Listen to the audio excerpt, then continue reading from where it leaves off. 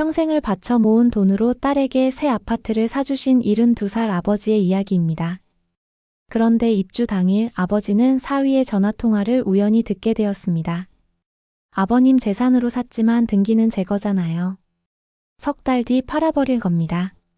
아버님은 요양병원으로 보내기로 했습니다. 그 순간 아버지는 테이블 위에 등기 서류를 집어들었고 떨리는 손으로 그것을 찢기 시작했습니다. 과연 이 가족에게 무슨 일이 벌어진 걸까요? 저는 김만석입니다. 올해 72입니다. 40여 년간 중학교에서 국어를 가르쳤습니다.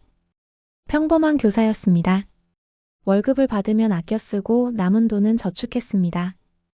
아내와 단둘이 살면서 외동딸 지윤이를 키웠습니다. 우리 부부는 딸에게 최선을 다했습니다. 지윤이는 착했습니다. 공부도 잘했습니다. 대학을 졸업하고 좋은 회사에 취직했습니다. 5년 전 아내가 세상을 떠났습니다. 갑작스러운 뇌출혈이었습니다. 병원에 도착했을 땐 이미 늦었습니다. 아내는 그렇게 떠났습니다. 저는 혼자가 되었습니다. 딸만이 제 전부가 되었습니다. 지윤이는 결혼한 지 10년이 되었습니다. 사위 성우는 괜찮은 사람이었습니다. 성실하고 예의 바랐습니다. 저는 사위를 믿었습니다. 그런데 딸 내외가 작은 빌라에서 전세로 살고 있다는 사실이 마음에 걸렸습니다. 결혼 10년이 되도록 내 집 하나 마련하지 못했습니다. 사위는 사업을 한다고 했지만 잘 되지 않는 모양이었습니다. 딸은 회사를 다니며 가게를 꾸려갔습니다. 빚도 있다고 했습니다. 제 마음이 아팠습니다. 어느 날 딸이 전화를 했습니다. 아빠, 우리 이번에 전세 계약이 끝나는데 집주인이 집을 팔겠대요. 나가야 할 것 같아요. 딸의 목소리가 지쳐 있었습니다. 저는 그날 밤 잠을 이루지 못했습니다. 평생 모은 돈이 있었습니다. 퇴직금과 전세 보증금을 합치면 4억 원 정도였습니다. 아내가 떠난 후 저는 작은 원룸에서 월세로 살고 있었습니다. 큰 집이 필요 없었습니다. 다음 날 아침 저는 결심했습니다. 딸에게 집을 사주기로 했습니다. 지윤이에게 전화를 걸었습니다. 지윤아, 아빠가 너희 집 하나 사줄게. 딸은 놀라며 말했습니다. 아빠, 무슨 소리예요? 아빠 돈은 아빠가 쓰셔야죠. 저는 단호하게 말했습니다. 아빠한테는 너밖에 없어. 너희가 행복해야 아빠도 행복해. 그리고 아빠도 너희랑 같이 살고 싶구나. 딸은 한참을 말이 없었습니다. 그러다 울먹이는 목소리로 말했습니다. 아빠, 정말 괜찮으세요? 저희랑 같이 사시겠다고요? 저는 웃으며 대답했습니다. 그럼 아빠가 작은 방 하나만 쓰면 되지. 너희랑 같이 살면서 손주들도 봐주고 싶구나. 사실 지윤이 부부에게는 아직 아이가 없었습니다. 하지만 저는 곧 손주를 안을 수 있으리라 기대했습니다. 그렇게 집 알아보기가 시작되었습니다. 사위 성우가 적극적으로 나섰습니다. 아버님, 제가 부동산 쪽 아는 사람이 있습니다. 좋은 매물 찾아보겠습니다. 성우는 며칠 후 여러 곳을 알아봤다며 사진을 보여줬습니다. 서울 근교의 신축 아파트였습니다. 33평형이었습니다. 가격은 3억 5천만 원이었습니다. 제 예산에 딱 맞았습니다. 아버님, 이 아파트 어떠세요? 역세권이고 학군도 좋습니다. 신축이라 관리도 편하고요. 성우가 설명했습니다. 저는 사진을 보며 고개를 끄덕였습니다. 깨끗하고 좋았습니다. 그래, 이 집으로 하자. 근데 명의는 지윤이 이름으로 하면 되겠지? 제가 물었습니다. 그런데 성우가 난처한 표정을 지었습니다. 아버님, 사실 지윤이 명의로 하면 증여세 문제가 있습니다. 세금이 꽤 많이 나올 수 있어요. 저는 세금에 대해 잘 몰랐습니다. 그럼 어떻게 해야 하나? 성우가 조심스럽게 말했습니다. 일단 제 명의로 해두었다가 나중에 적절한 시기에 지윤이한테 넘기면 세금을 아낄 수 있습니다. 요즘은 다들 그렇게 한답니다. 저는 잠시 망설였습니다. 하지만 성우를 믿었습니다. 10년간 사위로 지내며 한 번도 저를 실망시킨 적이 없었습니다. 명절마다 찾아왔고 제 생신도 챙겨줬습니다. 그래, 네가 알아서 하거라. 아빠는 그런 거 잘 모르니까.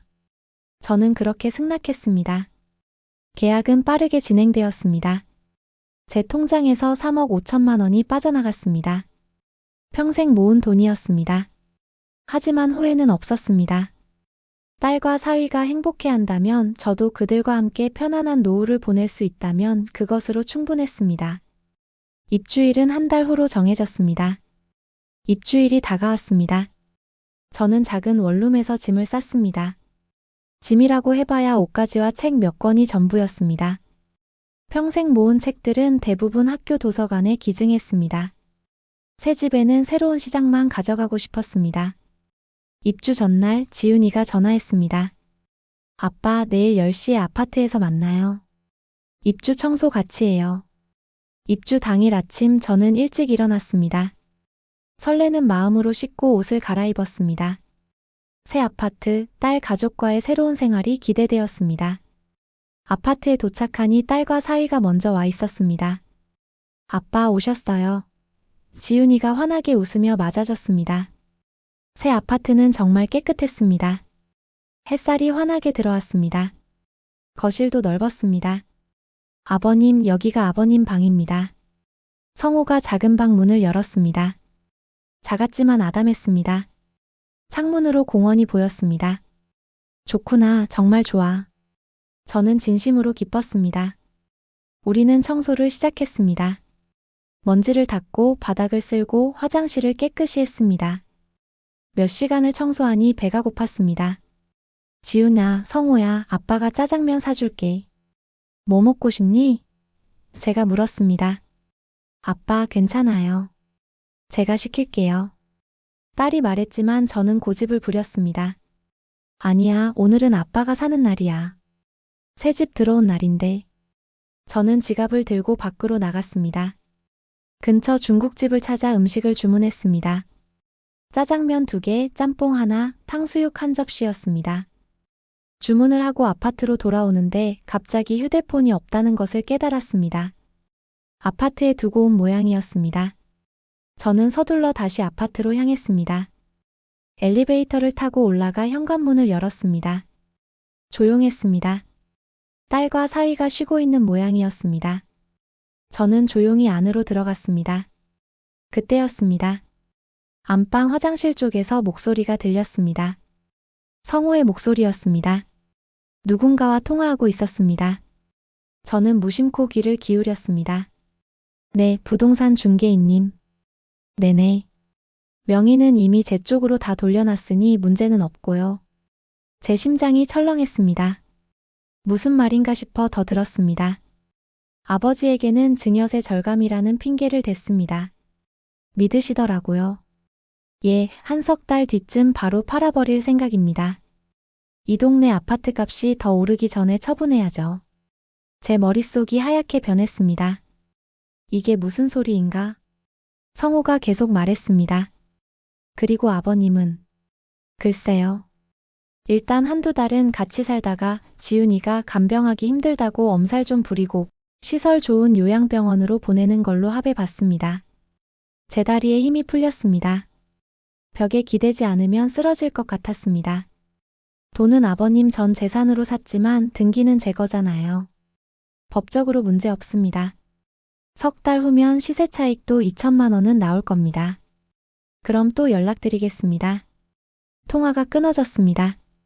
화장실 물 내리는 소리가 들렸습니다. 저는 황급히 거실로 나왔습니다. 온몸이 떨렸습니다. 배신감에 가슴이 찢어지는 것 같았습니다. 평생을 믿었던 사이가, 아니 제 딸까지도 저를 속였다는 말인가? 요양병원에 보낸다고? 집을 팔아치운다고? 제 전 재산으로 산 집을? 눈앞이 캄캄했습니다. 그때 거실 테이블 위에 두툼한 서류철이 보였습니다. 계약할 때 받은 서류들이었습니다. 저는 떨리는 손으로 그 서류철을 집어들었습니다. 맨 위에 부동산 매매 등기 필증이 있었습니다. 명의란을 봤습니다. 박성호. 사위의 이름이 적혀 있었습니다. 제 이름은 어디에도 없었습니다. 딸 지훈의 이름도 없었습니다. 머리가 터질 것 같았습니다. 3억 5천만 원. 40여 년간 모은 돈. 퇴직금까지 합친 제 전 재산. 그 모든 것이 사위의 주머니로 들어간 것입니다. 그것도 처음부터 저를 속일 계획이었습니다. 저를 요양병원에 보내고 집을 팔아 이익을 챙기려는 계획. 딸도 알고 있었다는 사실이 더 충격이었습니다. 제 안에서 무언가가 폭발했습니다. 분노였습니다. 배신감이었습니다. 서러움이었습니다. 저는 그 등기 서류를 두 손으로 잡았습니다. 그리고 있는 힘껏 찢기 시작했습니다. 비리리릭. 종이 찢어지는 소리가 아파트 안에 울려 퍼졌습니다. 한 번, 두 번, 세 번. 저는 미친 사람처럼 서류를 갈기갈기 찢었습니다. 아버지. 안방에서 지훈이가 뛰쳐나왔습니다. 아버님. 성우도 따라 나왔습니다. 그들은 제 손에 들린 찢어진 서류를 보고 얼굴이 하얗게 질렸습니다. 아버지, 그게 뭐 하시는 거예요? 지훈이가 다가와 제 손을 잡으려 했습니다. 저는 손을 뿌리쳤습니다. 이게 다 뭐냐? 너희가 나한테 한 짓이 뭐냐? 제 목소리가 떨렸습니다. 분노로 떨렸습니다. 서러움으로 떨렸습니다. 아버님, 진정하세요. 무슨? 성호가 다가오려 했지만 저는 소리쳤습니다. 닥쳐. 내가 다 들었어. 네가 전화하는 거 다 들었다고. 요양병원에 보낸다며? 집 팔아치운다며? 내 돈으로 산 집을 내 명의로 해놓고 날 버릴 생각이었지. 성호의 얼굴이 굳어졌습니다. 지훈이가 당황하며 말했습니다. 아빠, 그게 아니라. 저는 딸을 봤습니다. 제가 평생 사랑한 딸을. 제 전부였던 딸을. 너도 알고 있었구나. 내 아빠를 버릴 계획에 너도 동의했구나. 지훈이가 입술을 떨었습니다. 부인하지 못했습니다. 저는 그 순간 모든 것을 이해했습니다. 딸도 공범이었습니다. 처음부터 저를 이용할 생각이었습니다. 제 돈으로 집을 사고 시세 차익을 남기고 저는 요양병원에 처박아둘 생각이었습니다. 제 가슴이 무너졌습니다. 저는 비틀거렸습니다. 손에 든 찢어진 서류 조각들이 바닥에 흩어졌습니다. 아버지. 지훈이가 저를 붙잡았지만 저는 그대로 쓰러졌습니다. 의식이 흐려졌습니다. 딸의 울음소리가 멀리서 들렸습니다. 아빠, 아빠. 하지만 저는 대답할 수 없었습니다. 눈앞이 깜깜해졌습니다. 저는 그렇게 정신을 잃었습니다. 눈을 뜨니 병원이었습니다. 하얀 천장이 보였습니다. 옆에서 지훈이가 울고 있었습니다. 아빠, 정신 드세요? 저는 딸을 봤습니다. 하지만 아무 말도 하고 싶지 않았습니다. 의사가 들어왔습니다. 쇼크로 쓰러지신 겁니다. 혈압이 많이 올라가셨어요. 당분간 안정이 필요합니다. 며칠 후 퇴원했습니다. 갈 곳이 없었습니다. 원룸은 이미 정리했습니다. 딸은 저를 자기 집으로 데려가려 했습니다. 아니, 사위의 집으로. 제 돈으로 산 그 아파트로. 저는 거부했습니다. 싫다. 너희 집에는 안 간다. 결국 저는 친구 집에 며칠 신세를 졌습니다. 제 친구는 제 사정을 듣고 화를 냈습니다. 만서가 당장 고소해야 해. 사기야, 사기. 저도 그렇게 생각했습니다. 저는 변호사를 찾아갔습니다. 제 이야기를 들은 변호사는 고개를 저었습니다. 어렵습니다. 명예 이전이 합법적인 절차로 이루어졌다면 증명하기가 쉽지 않습니다. 증여 취소는 가능할 수 있지만 증거가 필요합니다. 저는 통화 내용을 녹음하지 못했습니다. 증거가 없었습니다. 하지만 포기할 수 없었습니다. 저는 사위를 고소했습니다. 사기와 배임 혐의였습니다. 소송은 시작되었습니다. 길고 힘든 싸움이었습니다. 사위 측 변호사는 모든 것이 합법적이었다고 주장했습니다. 증여세를 아끼기 위한 정당한 절차였습니다. 피고는 장인어른을 속일 의도가 없었습니다. 법정에서 딸을 마주쳤습니다. 지훈이는 울고 있었습니다. 아빠, 미안해요. 정말 미안해요. 하지만 저는 용서할 수 없었습니다. 제 전 재산을 빼앗아간 것도 모자라 저를 요양병원에 보내려 했던 계획을, 그 모든 배신을. 소송은 1년 가까이 이어졌습니다. 결국 법원은 일부 승소 판결을 내렸습니다. 명의를 제게 돌려주라는 명령은 나오지 않았습니다. 하지만 증여 과정에서의 기망 행위가 인정되어 손해배상금 일부를 받을 수 있게 되었습니다. 완전한 승리는 아니었지만 최소한 제가 완전히 속은 것은 아니라는 것이 인정되었습니다. 찢어진 등기 서류는 소유권 자체를 없애지는 못했습니다. 하지만 그 사건으로 인해 사위는 집을 마음대로 팔 수 없게 되었습니다. 법적 분쟁이 계속되었기 때문입니다. 제가 원했던 것은 아니지만 최소한 그들이 쉽게 이익을 챙기지는 못하게 되었습니다. 지금 저는 작은 고시원에 살고 있습니다. 손해배상금으로 당분간은 살 수 있습니다. 딸과는 연락하지 않습니다. 지훈이가 가끔 전화를 하지만 받지 않습니다. 받고 싶지 않습니다. 제 마음속의 상처가 아직 아물지 않았습니다. 어쩌면 평생 아물지 않을지도 모릅니다. 이 이야기를 하는 이유는 경고하기 위해서입니다. 자식을 사랑하는 것은 당연합니다. 하지만 맹목적인 사랑은 위험합니다. 제가 조금만 더 신중했더라면, 명의를 제 이름으로 해두었더라면, 최소한 법적 안전장치를 마련했더라면 이런 일은 없었을 것입니다. 여러분께 말씀드립니다. 자식에게 재산을 물려줄 때는 반드시 법적 상담을 받으십시오. 명예 이전은 신중하게 하십시오. 구두 약속만 믿지 마십시오. 계약서를 작성하십시오. 그것이 자식을 못 믿어서가 아닙니다. 여러분 자신을 지키기 위해서입니다. 저는 딸을 믿었습니다. 사위를 믿었습니다. 하지만 돈 앞에서 사람은 변합니다.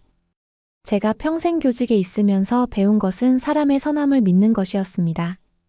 하지만 세상은 그렇게 녹록하지 않았습니다. 제 순진함이, 제 믿음이 저를 이 지경으로 만들었습니다. 지금도 가끔 생각합니다. 그날 휴대폰을 가지러 돌아가지 않았더라면 어땠을까? 성우의 통화를 듣지 않았더라면 어땠을까? 아마 저는 석 달 후 요양병원에 보내졌을 것입니다. 집은 팔렸을 것입니다.